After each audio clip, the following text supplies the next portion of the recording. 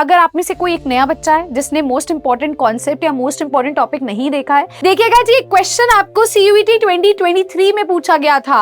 Stronger value देखने को मिलती है बेटा, वो क्या करता है? रिडक्शन। मतलब इन केस इन दोनों को देखो, 5 इलेक्ट्रॉन्स का मतलब माइनस का 5 चार्ज है ना। Molar conductivity of the following increases drastically on dilution. हमें उसने क्या बोला है? मोलालिटी यार आपने कैलकुलेट कर लिया। मोलालिटी कैलकुलेट करने के बाद क्या टेम्परेचर पे सॉल्यूशन जो है, the incorrect statement about azeotropes is what? Azeotrope के रिगार्ड में आपको क्या लगता है इनकरेक्ट स्टेटमेंट हो सकती है? They are binary mixtures of liquid. क्या ये बाइनरी मिक्सचर्स होते हैं? हाँ जी भाई। हेलो माय शिमरिंग स्टार्स, क्या हालचाल? मेरे चमकते सितारों में तहे दिल से आपका स्वागत करती हूँ आपके अपने फिजिक्स वाला के चैनल पर, आपके अपने CUET वाला YT चैनल पर। आज बेटा जी हम बात करने जा रहे हैं जीत सीरीज में PYQs ऑफ फिजिकल केमिस्ट्री। आपको याद है हमने मोस्ट इंपॉर्टेंट टॉपिक्स तो कवर किए थे, अब उन्हीं मोस्ट इंपॉर्टेंट टॉपिक्स को हम रिवाइज करेंगे विद प्रीवियस ईयर क्वेश्चंस, और वो भी वो क्वेश्चंस जो मोस्ट इंपॉर्टेंट है। हमारी इस मोस्ट इंपॉर्टेंट सीरीज में मोस्ट इंपॉर्टेंट PYQs करने के लिए तैयार हो जाइए। Let's start with the very first chapter of ours, जो कि होने वाला है, that is going to be electrochemistry. तो इलेक्ट्रोकेमिस्ट्री के इस लेक्चर को थोड़ा सा ध्यान से समझने की कोशिश करते हैं। यहाँ पर हम क्वेश्चंस जब करेंगे सॉल्व, तो उसके थ्रू आपका कॉन्सेप्ट रिवाइज हो जाएगा। अगर आप में से कोई एक नया बच्चा है जिसने मोस्ट इंपॉर्टेंट कॉन्सेप्ट या मोस्ट इंपॉर्टेंट टॉपिक नहीं देखा है, तो आप पिछले सेशन में जाकर के उसे क्रॉस चेक कर सकते हैं, एंड उसे देखने के बाद इन क्वेश्चंस को अप्लाई करेंगे तो कॉन्फिडेंस भी बिल्डअप होगा।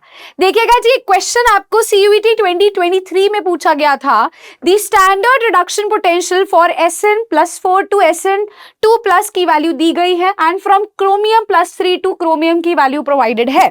वो बोल रहा है these two half cells coupled in their standard states are connected to make a cell। आप इनका यूज करके एक सेल की क्रिएशन कर रहे हैं। The galvanic cell can be correctly represented by what? आप किस तरीके से गैल्वेनिक सेल को रिप्रेजेंट करोगे? तो पहली बात आपको एक बेसिक सी बताती हूं, जब भी आप रिप्रेजेंटेशन पढ़ते हैं बेटा, तो रिप्रेजेंटेशन के दौरान आपको एनोडिक हाफ सेल एक तरफ लिखना है, फिर आपको ऐसे डबल लाइन लिखनी है for salt bridge, and then आपको कैथोडिक हाफ सेल रिएक्शन लिखनी है।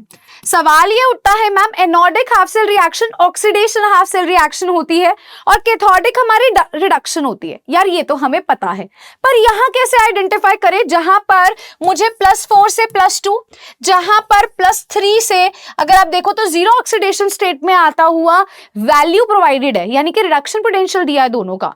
तो बेटा जिसकी जितनी ज्यादा वैल्यू आपको देखने को मिलती है रिडक्शन पोटेंशियल की, स्ट्रॉन्गर वैल्यू देखने को मिलती है बेटा, वो क्या करता है? रिडक्शन। मतलब इन केस इन दोनों को देखो तो दोनों के अंदर ये रिडक्शन पोटेंशियल की वैल्यू, जिसकी जितनी ज्यादा रिडक्शन पोटेंशियल की वैल्यू वो रिडक्शन करेगा, जितनी कम वो ऑक्सीडेशन करेगा। तो मैम ये पॉजिटिव वैल्यू है, तो ये क्या करने वाला है? ये रिडक्शन करेगा, और रिडक्शन करेगा तो बेटा जी कहां से कहां करेगा मैम? SN+4 से करेगा। अब बेटा ये कहां से कहां करे? जनरली देखो एक्वस जब फॉर्म सेम होती है तो हम कॉमा का इस्तेमाल करते हैं, अगर फेजेस डिफरेंट होते हैं तो आप बेटा सिंगल लाइन का यूज करते हो।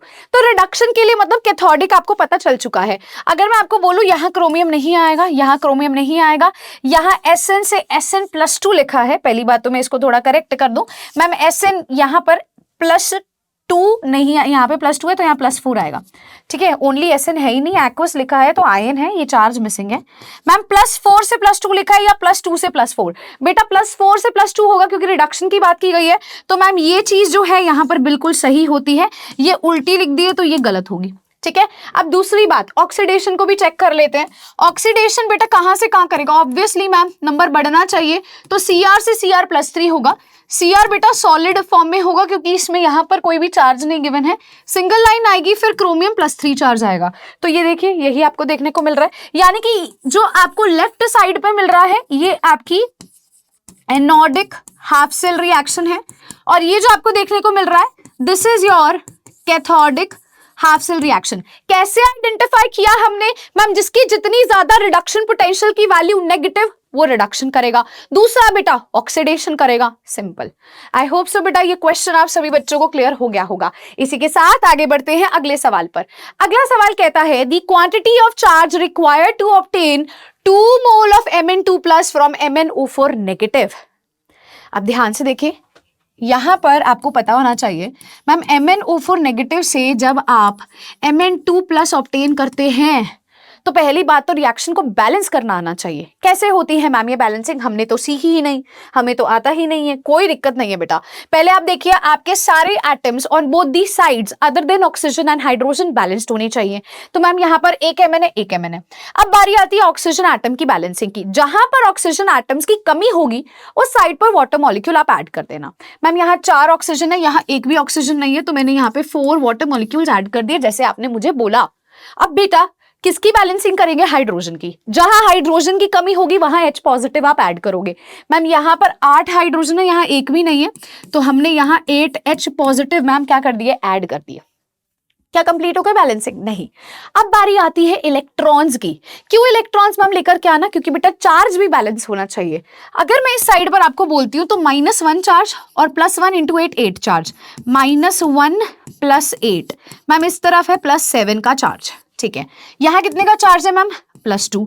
बेटा इन दोनों को इक्वल कैसे करेंगे मैम, अगर 7 में से मैं 5 माइनस कर दूं तो मुझे 2 इलेक्ट्रॉन मतलब 2 वैल्यू मिल जाएगी। हाँ, इलेक्ट्रॉन पे होता है नेगेटिव चार्ज, यानी कि मैम अगर मैं इसमें 5 इलेक्ट्रॉन्स ऐड करूंगी मतलब मैं इसमें से -5 करूंगी, 5 इलेक्ट्रॉन्स का मतलब माइनस का 5 चार्ज है ना, जो कि मुझे क्या देगा, 2 देगा। तो बेटा ये जो मेरी इक्वेशन यहां क्रिएट होती है ये फाइनल इक्वेशन बच्चा क्रिएट होती है। अब आते हैं क्वेश्चन पर वापस से। क्वेश्चन क्या कह रहा है, थोड़ा सा ध्यान से समझें। वो कहते हैं कितना क्वांटिटी चार्ज का चाहिए ताकि आप 2 मोल बेटा Mn+2 का बना सके MnO4 नेगेटिव से। तो बेटा मुझे एक बात बताना मैम, 5 इलेक्ट्रॉन्स जो हैं, एक तरह से 5 इलेक्ट्रॉन्स जो हैं बेटा, 5 इलेक्ट्रॉन्स आपके यूज हो रहे हैं एक Mn2+ को बनाने में। आपको 2 मोल बनाना है, 2 मोल बनाना है तो कितने इलेक्ट्रॉन्स चाहिए होंगे, आम सी बात है मैम 10, आम सी बात है मैम 10। तो आंसर बेटा यहां से क्या आ जाएगा, 10 फैराडे। इजी क्वेश्चन था। अगर 1 मोल देता तो आंसर तो 5 इलेक्ट्रॉन था। 5 इलेक्ट्रॉन का मतलब 5 फैराडे चार्ज हो गया एक Mn2+ के लिए। भाई 2 मोल के लिए बोला है तो 2 × 5 यानी कि 2 × 5 फैराडे यानी कि 10 हो जाएगा। Answer is option number B. चलिए चलते हैं अगले सवाल की तरफ। अगला क्वेश्चन सेम इसी तरीके का है जैसे अभी आपने किया था। हाउ मेनी, इसकी स्पेलिंग करेक्ट कर लेते हैं, हाउ मेनी बेसिकली। अब यहां पे देखिए आपके सामने सिर्फ यूनिट प्रोवाइडेड है और आपसे पूछ रहा है क्या आएगा, बेसिकली चार्ज के बारे में पूछा जा रहा है एक तरह से, ठीक है। Are required to convert 1 mole of MnO4 negative to Mn+2। फिर से वही बात, अब इस बार आपको यार कितना चार्ज चाहिए भी इससे इसमें कन्वर्ट हो जाए। आपको पता है जब एक फैराडे की वैल्यू इतनी होती है तो आप लॉजिकली सोच करके बताइए भी 1 मोल के अकॉर्डिंगली मैम कैसे वैल्यू निकाली जाएगी। तो मैम देखिए, मैम अभी हमने देखी थी ये वाली रिएक्शन जहां MnO4 नेगेटिव में आपने एक तरह से 8 H पॉजिटिव ऐड किए थे, 5 इलेक्ट्रॉन्स ऐड किए थे और यहां से मैम Mn2+ क्रिएट हो रहा था और 4 H2O क्रिएट हो रहा था। ये इक्वेशन आपने अभी बैलेंस करके बताई थी। आपने ये बताया था भी अगर हमें 1 मोल Mn2+ का चाहिए था तो उसमें 5 इलेक्ट्रॉन्स का लेना देना था। बिल्कुल सही। अब वो यहाँ कह रहा है भी आपको 1 मोल को बेटा कन्वर्ट करना है, इसके 1 मोल को कन्वर्ट करना है तो कितने कूलम पर मोल आपको चाहिए होंगे ये सब करने के लिए, है ना। तो बेटा लॉजिकली देखा जाए तो 5 इलेक्ट्रॉन्स आपको चाहिए होते हैं। 5 इलेक्ट्रॉन्स का मतलब 5 फैराडे होता है और 1 फैराडे होता है 96500 कूलम का। तो बेटा 0 0 25 2 कैरी 32 3 कैरी 45 और 3 कितना होगा 48। तो बेटा जी आंसर आएगा 482500, यानी कि ऑप्शन नंबर डी जो है वो बिल्कुल सही आंसर हो जाएगा जी इस क्वेश्चन का। इसी के साथ आगे बढ़ते हैं अगले सवाल पर। Molar conductivity of the following increases drastically on dilution.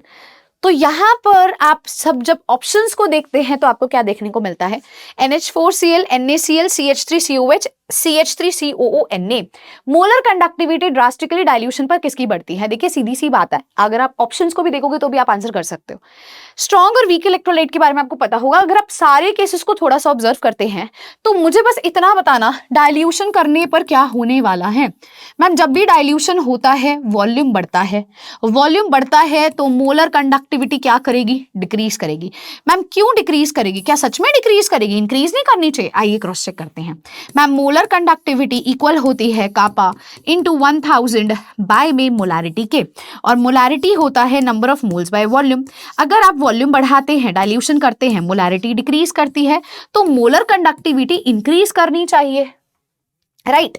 अब यहां कहता है मोलर कंडक्टिविटी किसकी ड्रास्टिकली बढ़ती है। लॉजिकली सोच करके इसका आंसर अब आप लोग मुझे चैट में देंगे। एक और सवाल मैं यहीं से आपसे पूछना चाहूंगी, बेटा स्पेसिफिक कंडक्टिविटी बढ़ती है या घटती है, वो भी जवाब मुझे दीजिएगा। मोलर कंडक्टिविटी तो आप समझ पा रहे हैं, डाइल्यूशन मतलब वॉल्यूम बढ़ाना, वॉल्यूम बढ़ाना मतलब मोलारिटी डिक्रीज करना, मोलारिटी डिक्रीज मतलब मोलर कंडक्टिविटी इंक्रीज। लेकिन व्हाट अबाउट स्पेसिफिक कंडक्टिविटी, इसके बारे में जरूर चैट में मुझे बताइएगा। आगे प्रोसीड करते हैं, सॉल्यूशन चैप्टर के मोस्ट इंपॉर्टेंट कुछ क्वेश्चन देख लेते हैं। आइए देखिए किस तरीके से है। The vapour pressure curve of the mixture of ethanol and acetone is higher than its constituents because, ऐसा क्यों होता है वेपर प्रेशर के केस में। पहली बात तो आपको ये पता होना चाहिए, इथेनॉल या एसीटोन में अगर इथेनॉल की बात करते हैं तो बेटा ये अल्कोहल है, और अल्कोहल में क्या होती है भाई, अल्कोहल में होता है मैम स्ट्रॉन्ग हाइड्रोजन बॉन्ड। भाई ये स्टेबल है, सोचो मैम ए मिक्सचर है और बी मिक्सचर है, यहां से बनने वाला है ए बी मिक्सचर। अगर ये इथेनॉल है बेटा, आपने इसमें एसीटोन डाला, सोचो इसके हाइड्रोजन बॉन्ड को आप ब्रेक करने की कोशिश कर रहे हो, तो एक तरह से मैम मैं ये कह दूंगी भी जो फाइनल आपका सोल्यूशन बनेगा उसकी इंटरेक्शन क्या होगी, वीक होगी, डिक्रीज कर जाएगी। क्योंकि पहले क्या थी, पहले मैम स्ट्रॉन्ग इंटरेक्शन थी। स्ट्रॉन्ग क्यों थी, क्योंकि वहां हाइड्रोजन बॉन्ड बेटा क्रिएट हो रहा था। देखते हैं क्या रीजन है। Weakening of interaction between the molecules takes place, strengthening of interaction between the molecule occurs, new hydrogen bonds are formed, molecules are not able to escape from the solution. देखो सोच समझ के ऐसे क्वेश्चंस का जवाब देना होता है। जब भी हम ऐसे क्वेश्चंस में अटकते हैं, हमने अभी देखा मैम पहले बॉन्ड स्ट्रॉन्ग था बाद में वीक था, पहले हाइड्रोजन बॉन्डिंग थी बाद में वीक हुई, तो मैम वीकनिंग हो गई इंटरेक्शंस की, इस वजह से ऑप्शन नंबर ए सही होगा। गलती से भी सी ऑप्शन मार्क मत करना। यहां पर आप देखोगे तो अल्कोहल का बॉन्ड स्ट्रॉन्ग है, बाद में आप उसको तोड़ करके और उसमें कुछ चीज ऐड कर रहे हो यार, तो that will weak the bond. आगे चलते हैं, अगला क्वेश्चन देखिएगा। At what temperature a solution containing 5.60 grams of glucose per 1000 grams of water would boil at 1.013 bar। कैसा होगा बेटा, केबी की वैल्यू दी गई है, देखिएगा। मोलालिटी क्या होता है, मोलालिटी होता है number of moles of solute divided by बेटा मास ऑफ सॉल्वेंट, किसमें भाई, केजी में। सिंपल सी बात है। नंबर ऑफ मोल्स क्या होता है मैम, गिवन मास जो कि है 5.60 बाय मॉलिक्यूलर मास, ग्लूकोज का बेटा 180 होता है। मास ऑफ सॉल्वेंट आपको यहाँ दिया गया है बेटा 1000, पर आपको केजी में लेना है तो हम इसको यहाँ 1000 से ही डिवाइड करेंगे। मैं आपको इसकी वैल्यू अगर आप लोगों से मैं इसकी वैल्यू पूछना चाहूं भी बेटा कितनी वैल्यू आएगी, तो लॉजिकली सोच करके देखिए भी मैम इसकी वैल्यू कितनी हो जाएगी। इसको हम डिवाइड करके लेट यू नो 1000 से 1000 कैंसिल होगा बेटा, 0.031 वैल्यू आएगी। अगर आप इसको सॉल्व करेंगे 0.031 आ जाएगी आपकी मोलालिटी। आगे देखते हैं, अब ये देख लो, इसको तुम ऐसे डिवाइड कर लेना, 0 से 0 कैंसिल, इसका डेसिमल नीचे आ जाएगा, तो 0.031 आंसर आ रहा है। चलिए आगे देखते हैं, हमें उसने क्या बोला है, मोलालिटी यार आपने कैलकुलेट कर लिया। मोलालिटी कैलकुलेट करने के बाद क्या टेम्परेचर पे सॉल्यूशन जो है बॉयल होगा, बेसिकली वाटर जो अगर वो इतना ग्लूकोज कंटेन करता है 1000 ग्राम ऑफ वाटर में, तो वो पूछा गया। तो बेटा एक सिंपल सा लॉजिक है, डेल टी बी किसके इक्वल होता है मैम, के बी इंटू में मोलालिटी के इक्वल होता है। के बी की वैल्यू कितनी है 0.52 गिवन है, इंटू 0.031 आपके पास आ जाएगा। इसको सॉल्व करना है, हम यही कर लेते हैं भले।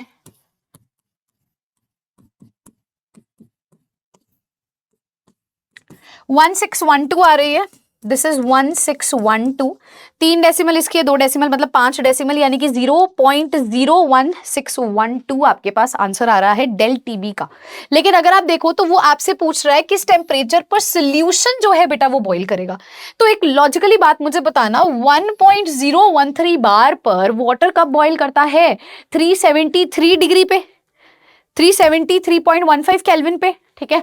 तो 373.15 केल्विन पर करता है, तो इसमें हम ऐड कर देते हैं 0.016, इतना ऐड कर लेते हैं, 2 डेसिमल तक भी ले सकते हो, कोई दिक्कत नहीं है। तो आंसर बेटा आपके पास आ जाएगा, आपके पास आ जाएगा ऑप्शन नंबर डी। क्लियर हो गया। चलिए इसी के साथ आगे चलते हैं। Identify the solution which is nearly ideal in behaviour. इनमें से कौन सा सोल्यूशन आइडियल है? Ethanol and acetone, phenol and aniline, bromoethane, chloroethane, chloroform and acetone. पहली बात तो इसकी स्पेलिंग ठीक कर लेते हैं। देखिए एक चीज ध्यान से सुनिएगा, आइडियल के केस में ना ऑलमोस्ट जो भी आपको एग्जांपल्स मिलेंगे बड़ी सिमिलैरिटी पैटर्न वाले मिलेंगे। जैसे बेटा ब्रोमोइथेन एंड क्लोरोइथेन होगा, तो आपको खुद ब खुद पता चल जाएगा। देखिए पॉजिटिव एंड नेगेटिव डेविएशन में ना कहीं या तो इंटरेक्शंस वीक हो रही हैं या स्ट्रॉन्ग हो रही हैं। तो आपके पास जो एग्जांपल्स आएंगे जनरली एल्डिहाइड्स के, अल्कोहल्स के ही आएंगे, जिससे आपको आइडिया लग जाएगा।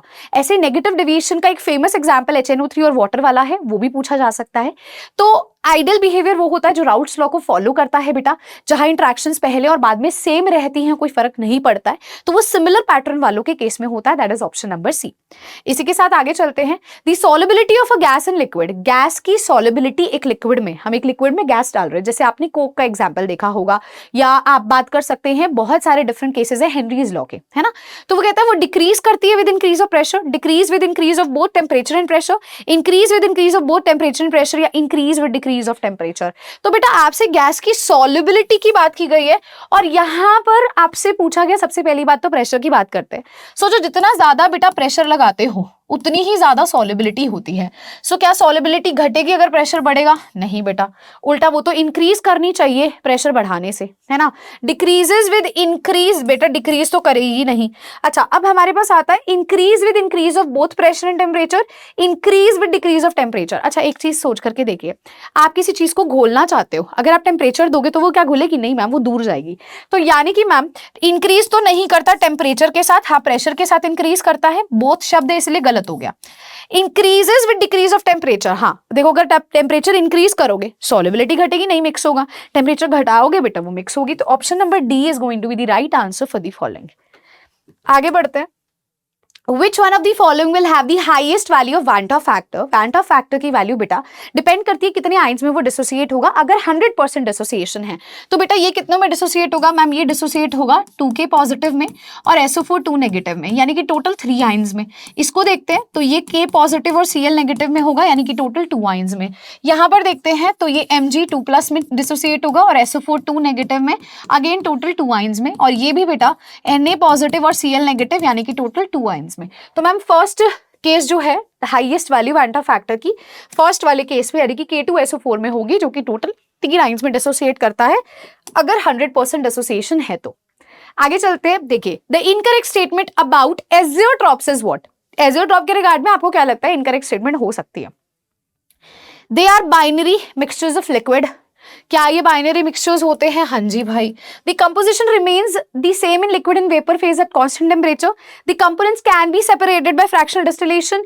दे show deviation from Raoult's law. तो बेटा यहाँ इनकरेक्ट स्टेटमेंट आपको कौन सी लग रही है? आपसे ये पूछा गया। पहली बात तो हाँ ये डेविएशन दिखाते हैं जी राउल्ट्स लॉ से, क्योंकि ये पॉजिटिव और नेगेटिव डेविएशन के लिए यूज होते हैं। अब आपके पास बचता है बेटा second option and third option. तो पहली बात सोच करके देखिए, क्या इनकी कंपोजिशन फिक्स्ड होती है या डिफरेंट होती है? आप लॉजिकली सोच करके देखो तो हाँ मैम इनकी कंपोजिशन सेम रहने वाली है लिक्विड या वेपर फेज में, ये भी ठीक है। लेकिन बेटा आप इनको सेपरेट नहीं कर सकते। Can be separated? No it can not be. Answer आएगा ऑप्शन नंबर 3। आंसर हो जाएगा इनकरेक्ट स्टेटमेंट ऑप्शन नंबर 3। चलिए इसी के साथ आगे बढ़ते हैं।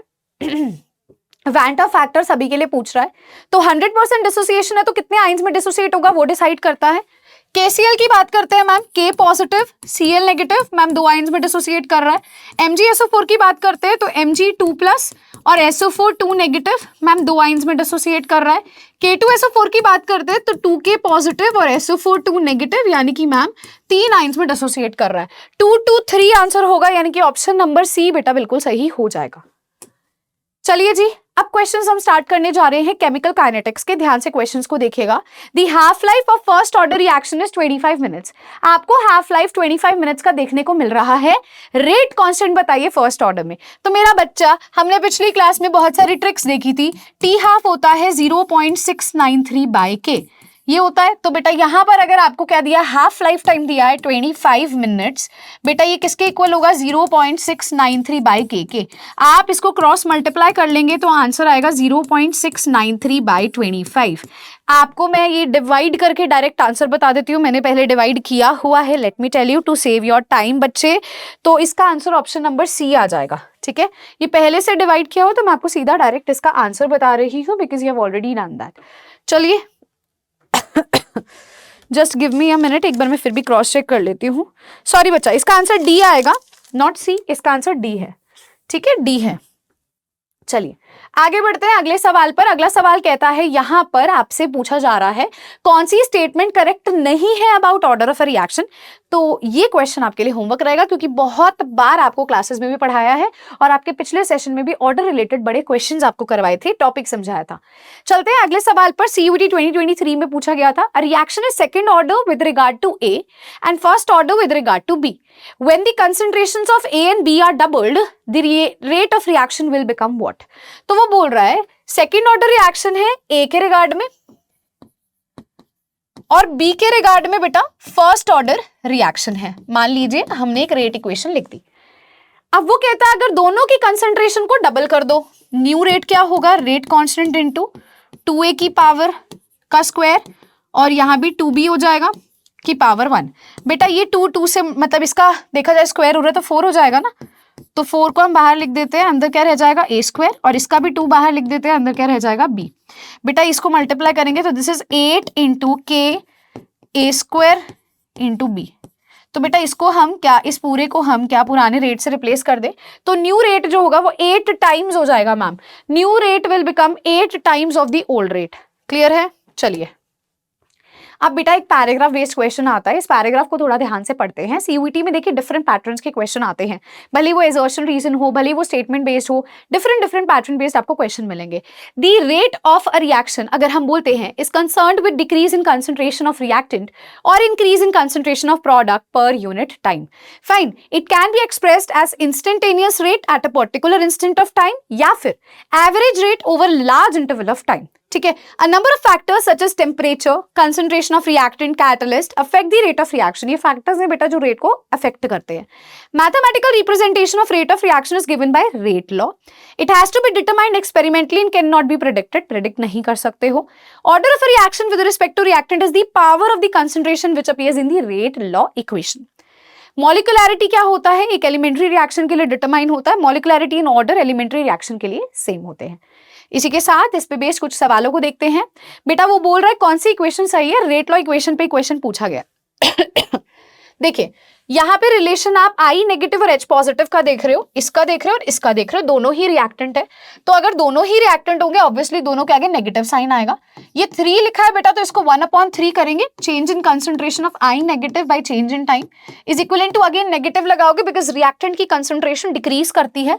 2 लिखा है तो आप इसको 1/2 करेंगे, change in concentration of H positive bye change in time. बेटा नेगेटिव नेगेटिव कैंसिल हो जाएगा और I नेगेटिव के रिगार्ड में लिखना है तो इस 3 को हम इस तरफ ले जाते हैं, हमें मिलेगा change in concentration of I negative by del T is equal to 3/2 change in concentration of H positive by del T। तो हमें मैम 3/2 मिलने वाला है, that means option number 3 is going to be the right answer. C option बिल्कुल सही answer होगा। चलिए चलते हैं अगले सवाल पर। अगला सवाल कहता है rate constant for the first order reaction दिया गया है T हाफ बताइए। तो मैम हम जानते हैं फर्स्ट ऑर्डर के लिए T हाफ होता है 0.693 बाय में K। K की वैल्यू हमें दी गई है that is going to be 0.3465 into 10 की पावर -3। सबके डेसिमल प्लेसेस को लिख देते हैं, 693 बाय में 1000। बेटा यहाँ भी मैं 346 तक ही ले रही हूँ, मतलब यहाँ 3 डेसिमल प्लेस तक ले रही हूँ। इसका 10 की पावर इधर ले जाएंगे तो ये 3 हो जाएगा। बेटा 1000 से 1000 कैंसिल, और अगर मैं इसको लेट्स कंसीडर लेकर के जाती हूँ तो ये नियर अबाउट 2 समथिंग पे जाएगा बेटा, है ना, नियरली 2 समथिंग पे जाएगा। ठीक है, मतलब 1.5 समथिंग, लेकिन 2 अप्रॉक्स जाएगा। और बेटा इंटू 10 की पावर 3 मतलब कहीं ना कहीं मैम आप एक चीज और ऑब्जर्व करो, ये पर सेकंड में दिया गया तो आंसर आपको सेकंड में मिलने वाला है। हमें आंसर ऑप्शन नंबर फर्स्ट 2000 मिलेगा। अप्रॉक्स गेम खेलनी है बेटा, यहाँ पर आपको उसको सॉल्व करने नहीं बैठना। आपको पता है 3 2 से 6 होता है तो अप्रॉक्स आप लेके जा सकते हो। तो 2 इंटू 10 की पावर 3 2000 अप्रॉक्स आंसर करना है, आंसर ऑप्शन नंबर 1 होगा। चलिए चलते हैं। 75% of the first order reaction was completed in 32 minutes. ठीक है जी, 50% of the reaction will be completed in what. तो बेटा याद करो, मैंने आपको पिछली क्लास में भी ट्रिक बताई थी, T75 ट्वाइस होता है T50% के।